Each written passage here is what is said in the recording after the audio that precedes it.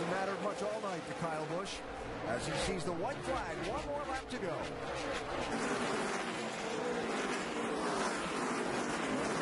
Kyle Larson had some trouble and scraped the wall in turn 4. Maybe a right front down on that car, or maybe just ran out of brakes. But hand him a broom.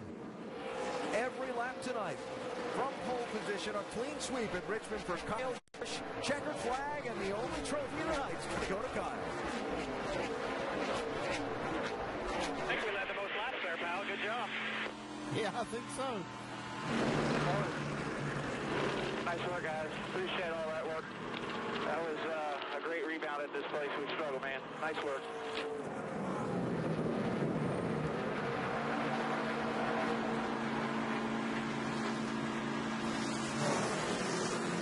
Kyle Busch has talked about Richmond being one of his best racetracks for him personally as a driver. And tonight he gets his 5th win here at Richmond of the NASCAR Nationwide Series. First time ever at this track in a 250-lap race that a driver's led every lap.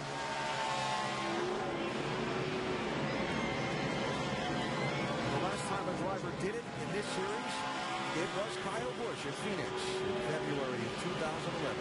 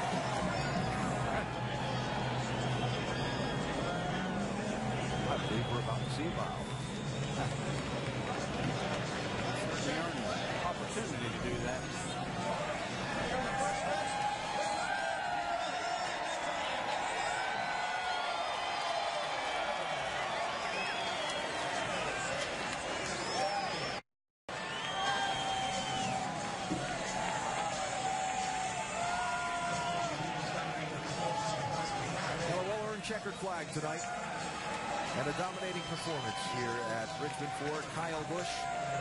His 67th career win in the NASCAR Nationwide Series. There's the Vegas Showman's bow. 23% of his starts in this series, he's won. Incredible. No harm to the championship bid for Chase Elliott tonight. Great runner-up spot for him. Yeah, solid all night long. I don't think he ran second and third pretty much all night. I think he's a winner in his class anyway. Sure. Kyle Busch in a class of his own. Regan Smith minimizing damage to his championship hopes. Lost 4 points to Chase tonight. There'll be 19 between the top 2 as we move on now to 8 laps to go. Now, Kevin Harvick made a nice drive, Vince, but came up second. Nobody was faster on the long run than Kevin Harvick. Unfortunately, it was a sprint to the finish, just 19 laps on that last run. How disappointed were you to see that yellow come out there with about 20 or so to go? I was pretty disappointed because I thought our Armor Chevy was going to catch him, and he was running the bottom, and we were all the way up in the top group. But just got to thank everybody from Junior Motorsports, Armor, Hunt Brothers, everybody who makes this program go around. Just we were off all weekend for whatever reason, and just never could really get the grasp on it. We had a good long-run car, but that was about it. I know there's a lot of difference between what you were in tonight and what you're going to be in tomorrow, but as the sun went down, it turned into night. Anything that you can take forward to tomorrow night? I mean, some of the handling characteristics changed from where they were this afternoon in practice, so I think some of that will get better, but a lot of it's still going to stay pretty bad, so you just have to move around and find somewhere to race and hope yours is better than the rest of them. It'd be fun to watch. Kevin, let's go to Doc. Chase Elliott climbs out, and the first person to him is the boss man, Dale Earnhardt Jr., with a handshake and a congratulations on a great run. Then he offered some advice. What did he say to you? I can't give that away. But no, I'm really proud of our effort tonight.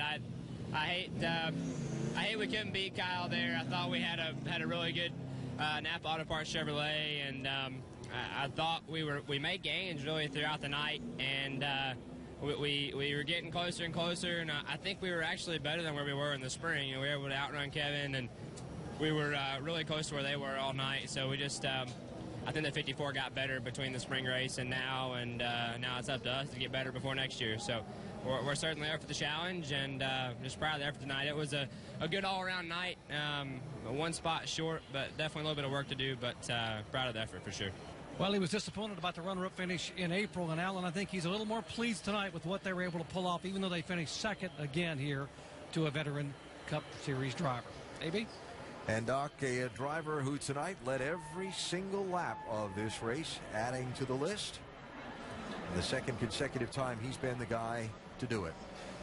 He's made his way around to the winner's circle. Victory Lane presented by Victory Motorcycles, and it's Kyle Busch tonight in Richmond.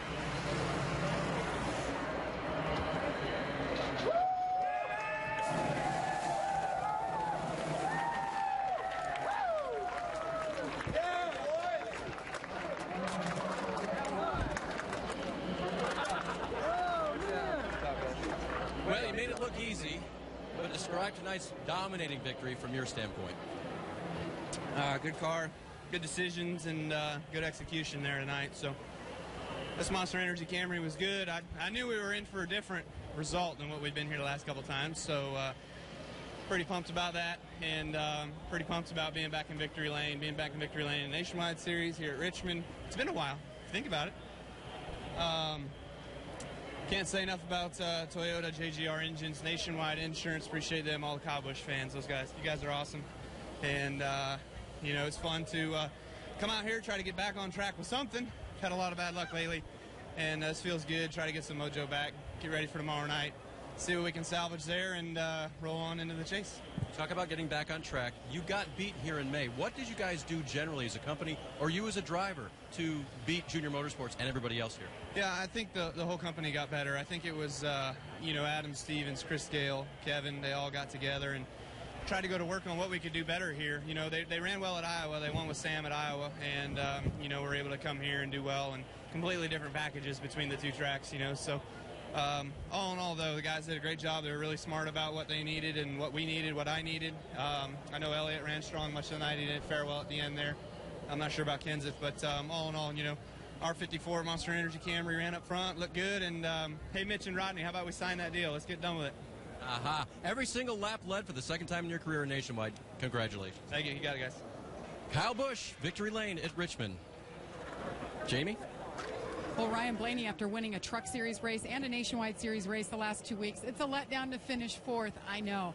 But how is it going to help you? You're actually back in this car next week, 2 weeks in a row. How will that benefit you? Yeah, you know, I thought our Hertz Ford Mustang wasn't too bad tonight. I think the track kind of got away from us a little bit about halfway through. We were kind of chasing it there, and we got it okay at the end, that last run, and we were able to kind of go a little bit on that restart, just wasn't able to run down the 9 or the 5. But overall, not a bad effort. You know, excited to be back in Chicago next weekend, and hopefully we can do a little bit better there. All right, the fifth top 5 for Ryan Blaney. Vince? Top 5 finish for Brian Scott as well. Boy, he got after it tonight, finishing fifth. You had to work hard. I saw you on that wheel. How tough was it out there? Yeah, it was a tough race. There was definitely no resting. Our Smoky Mountain Herbal Chevrolet was not as good as it's been the last 2 races here, and we had to fight hard all night and make adjustments on our car. And you know, when I brought it down for that last pit stop, my pit crew just busted off a good stop, picked us up a couple positions, got us restarting on a good groove, and we were able to bring home a top 5, and I feel pretty happy with it. It definitely could have easily been a 9th place finish, and I guess we'll just take it. It was tough. We gotta get our package a little better with this tire for next time we come here next year. Well done. Brian Scott, 5th. Doc? Career best 7th place finish for Dakota Armstrong, driving for the King, Richard Petty. Dakota, tell us, so what was the key to this good run tonight? Yeah, well, first off, I got to thank Nationwide Insurance and Winfield and Fresh from Florida. You know, this car we thought was really good in the spring. We just had tire problems, so got to thank Goodyear as well for coming back and having a really good piece there. And we just got some better track position and kind of geared it up for that last kind of green flag run there. Weren't as good as those guys in the top 5, but, you know, it was a really good effort, and glad we are getting better and better each week here. Hey, well done, bud. Hey, thank you. Dakota Armstrong finishing 7th, best ever finish in the NASCAR Nationwide Series. Nicole? Well, next week we move on to a much larger track. That would be the NASCAR Nationwide Series in Joliet, Chicagoland Speedway. For tickets to that event and other upcoming races on this schedule, go to NASCAR.com/tickets.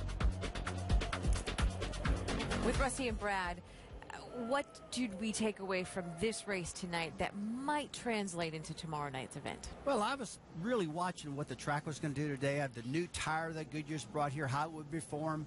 I saw Kevin Harvick go to the top of the racetrack and really make that work. And I personally think tomorrow night, with all the power that's under the hood of the NASCAR Sprint Cup cars, that you're going to, that top lane's going to be where you need to be. They really wear the tires hard. They got so much more power. 750 on these cars, about 900 in those cars, Nicole. So I expect tomorrow night to be up top. But the tire looked to me like it held up pretty good. Yeah, I think that's the main issue. And throughout the Cup garage, a lot of the Cup guys are complaining about being extremely loose getting into the corner. So I think anybody that can stumble upon bite coming up off the corner and getting that launch is going to have an advantage. But I think Rusty's 100% right.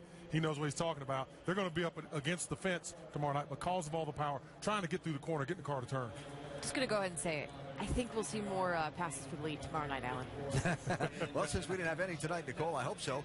And thinking about tomorrow night and that one race to decide who makes the chase, a lot of the focus will be on Greg Biffle to start the night. He's the driver on the bubble position, starting a little deeper into the field in 17th position for tomorrow night's race. What are we looking for in the chase deciding race tomorrow night? Well, is there somebody going to step up? We've got a lot of drivers that have that opportunity. You've mentioned 19 opportunities there. You would think that's almost half the field when you think about it. But there's also a lot of talented teams that have one trying to get that. Who is going to step up? Is there going to be that team and driver that's going to step up here and take advantage of that opportunity of win and get in tomorrow night? We have a number of them starting in the top 10 that can do exactly that. I think probably Clint Boyer, in my mind, is the one that I'll be watching the most tomorrow night with that opportunity. Well, if anybody does step it up tomorrow night and get that first win, they're going to work really hard for it from what I saw tonight. This track is really slick. The tire is, they're really struggling for rear grip. Those, like Rusty said, with those cars making more power, it's going to be a tough night. So whoever does happen to break through, they'll earn it. And as far as overall, the race for the #1 seed in the chase at stake as well. Brad Keselowski, Jeff Gordon, Jimmy Johnson, a few of the drivers that have the multiple victories this season and are tied atop the standings now.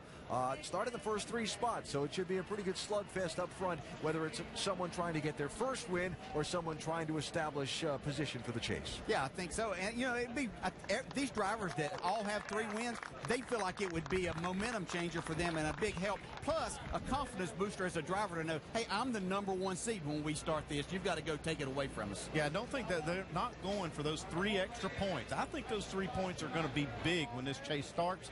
And every one of those guys that have wins, whether they've got 1, 2, or 3, they're still wanting another one to get those bonus points. Be pretty intense. Tomorrow night, starting at 7 Eastern time on ABC, the one last race to decide who makes the chase. For tonight, it was all Kyle Busch here at Richmond International Raceway. Kyle leading every single lap of the 250 in this one. And Kyle will go to the green flag tomorrow night from a little bit deeper in the field in this one. He started on the pole tonight. He starts 20th in tomorrow night's race that you'll see again on ABC. Presented by AutoZone at 7 Eastern time. Sports Center coming up next. If you've been with us since 1 o'clock Eastern time today for our full day's coverage at Richmond, we sure do appreciate you. Appreciate our crew's hard day and night's work as well, and look forward to a great race here tomorrow night.